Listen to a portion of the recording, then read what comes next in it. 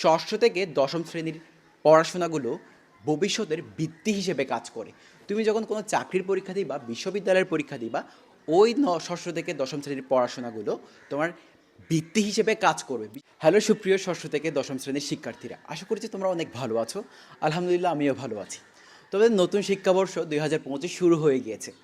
Already এক মাস শেষ, জানুয়ারি মাস শেষ হয়ে গিয়েছে, ফেব্রুয়ারি শুরু। আমি আজকে ভিডিও যেটা বানাচ্ছি সেটা হচ্ছে ফেব্রুয়ারির 1 তারিখ। তো তোমাদের এক মাস শেষ, শিক্ষাবর্ষের এক মাস শেষ। তোদের পড়া কতটুকু হয়েছে? আমি ইংরেজি পড়াই। তাহলে আমি যদি জিজ্ঞেস করি, ইংরেজিতে তুমি কয়টা ভোক্যাবস শিখেছো, কয়টা ফ্রেজ শিখেছো, কয়টা গ্রামারের রুলস তোমরা আয়ত্তায় আনতে পেরেছো? ষষ্ঠ থেকে দশম শ্রেণীর পড়াশোনাগুলো ভবিষ্যতের ভিত্তি হিসেবে কাজ করে। তুমি যখন কোনো চাকরির পরীক্ষা দিবা, বিশ্ববিদ্যালয়ের পরীক্ষা দিবা, ওই ষষ্ঠ থেকে দশম শ্রেণীর পড়াশোনাগুলো তোমার ভিত্তি হিসেবে কাজ করবে, বিশেষ করে ইংরেজি, অঙ্ক।